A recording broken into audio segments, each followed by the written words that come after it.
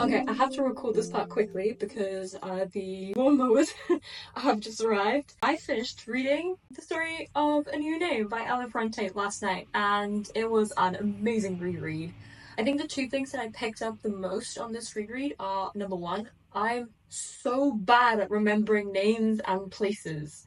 And this book sort of really refreshed a lot of those things for me. I think just in between the time that I first read this book and now, I remembered so much more about, who the people are and the geography of the story, which I do think is a really important part of the story and something that I picked up a lot on in Elena Ferrante's Frantamalia, which she talked about how the city can be a character in a book. That was a really interesting part of this book that I felt more connected to than the first time I read it.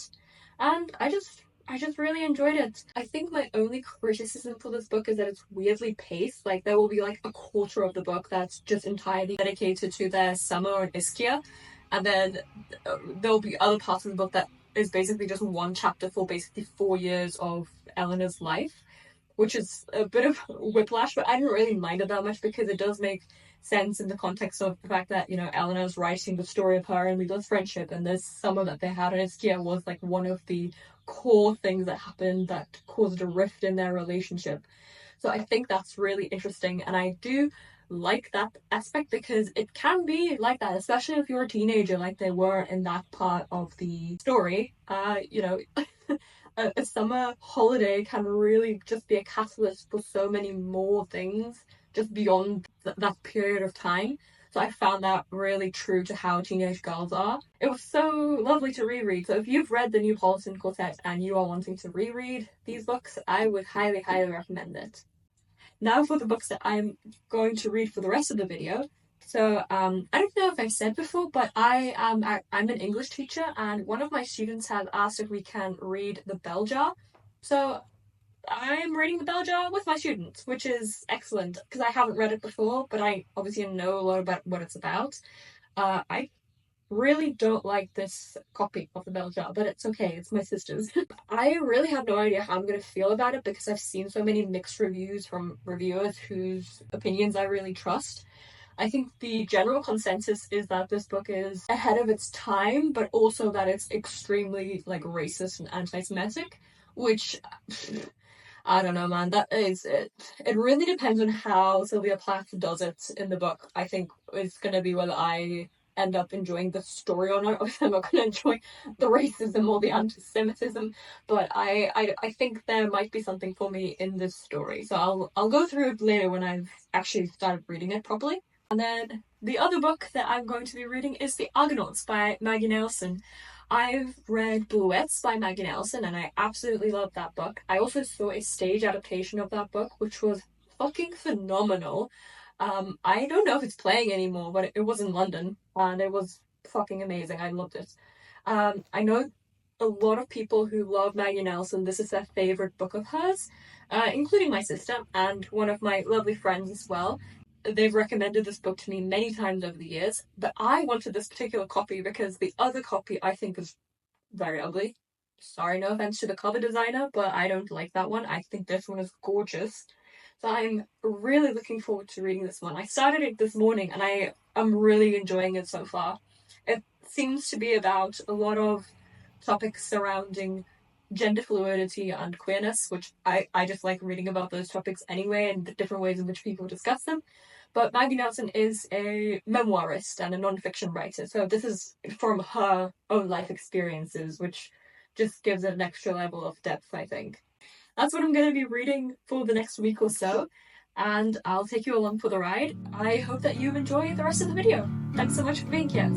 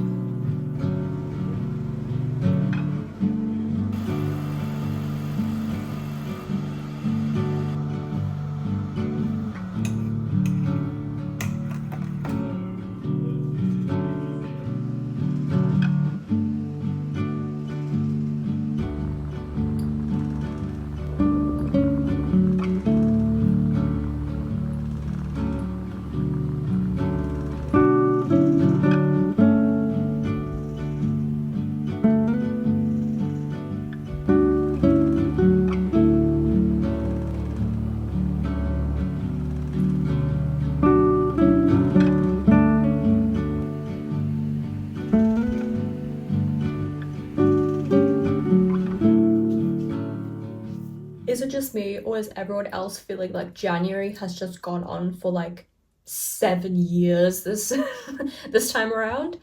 Like next week is still January. What the fuck is going on? Anyway, luckily the fact that January's gone on for so long meant that I've been able to finish the both of the books that I wanted to read this past week, which is lovely because that doesn't always happen. So, The Bell Jar. I think everyone pretty much knows what The Bell Jar is about, but if you don't, it follows Esther Greenwood, who is a privileged, beautiful young woman in the late 50s, early 60s, I want to say. The first half of the book follows her where she's working at a magazine in New York, and the second half of the book follows when she goes home and her mental decline that she experiences that eventually causes her to be institutionalized. And I think the main theme of this book is obviously the way in which female mental health is handled, especially during that time, and how it's the way that it's handled is basically the way in which it's not handled or treated properly. The interesting thing I think about this book for me is that it really did feel like two completely different books from the first half to the second half, which I wasn't expecting based on my knowledge that I've had of this book like from the past. I know that a lot of people have speculated and perhaps even like have evidence that it is quite autobiographical for Sylvia Plath, but I didn't really enjoy the fact that the two parts of the book felt so separate from each other. It really did feel like they were telling two completely different stories, which might be very accurate to Plath's own experiences with depression or mental health issues, which, I mean, fair enough, that's valid in its own way. But it didn't make for a very good narrative for me personally in that particular regard. So I didn't actually really enjoy this book very much. I think a lot of people absolutely adore this book, and I was kind of ready to really like it at least as well. I think the first half of the book is also much more humorous. There's definitely a lot of dark humor, but there's a lot more humor there, which kind of just provides a good like flip of the coin to some of the more depressing or traumatizing things that happen to Esther. And I think that maybe the way in which her humor wanes throughout the book, especially into the second half, is intentional. But I found it very difficult to read the last parts, not just because of its subject matter, because I think that the subject matter itself is fine for me to read about, but the absolute bleakness with which it's written just made it made me really sad on one account and really angry on another. So it's kind of a difficult balance for me in this book. I don't know. I didn't really like it that much, I don't think. And I think the writing was very beautiful, though. When I was reading it, it really felt a lot like the writing in The Virgin Suicides, which is interesting, and I do wonder if Jeffrey Eugenides was inspired by The Bell Jar for that book. There's probably a lot of information about that online, but I haven't looked it up. Either way, I am really glad that I read this because I do think that there is a lot of literature just in the world today that's really inspired by this book in one way or another, and I'm really glad that I will now be able to see those parallels.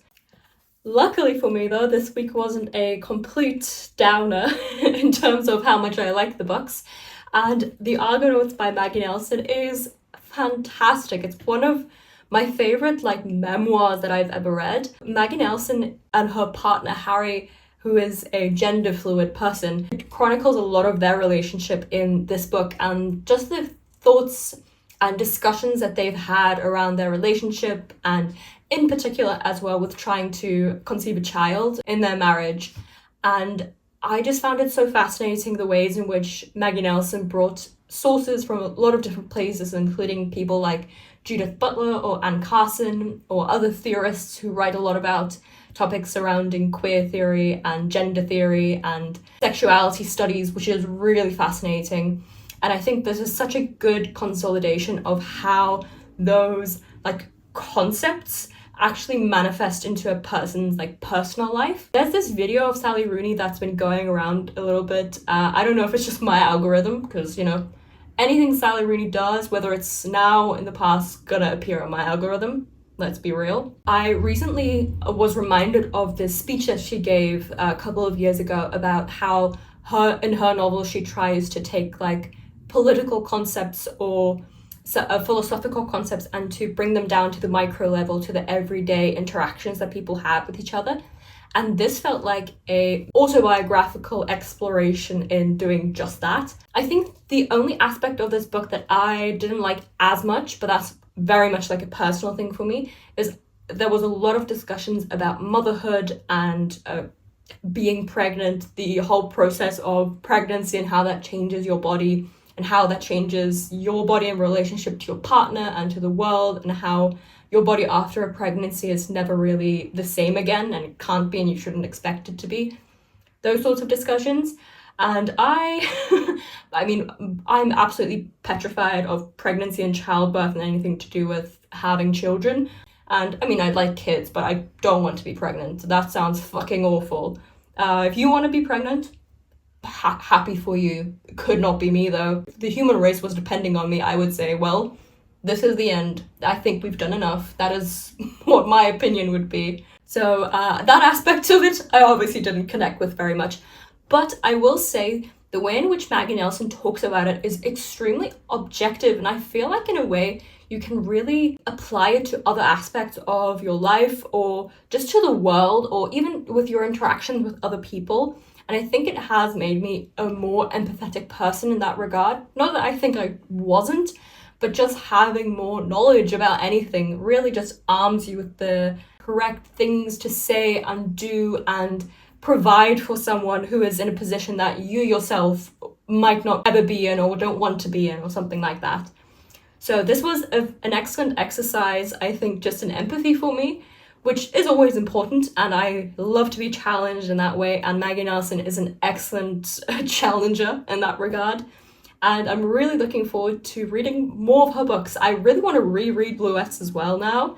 And I'm just so happy that I got to read another one of her fantastic memoirs. So I'm extremely pleased about this one. It's been so fucking hot here the past couple of days. I can't even feel myself think anymore. My brain has melted into just a pot of soup. There's nothing going on there anymore. That's everything from this video. Thank you so much for being here, and I hope that you have an amazing day further, and I'll see you again next week with another video. Take care.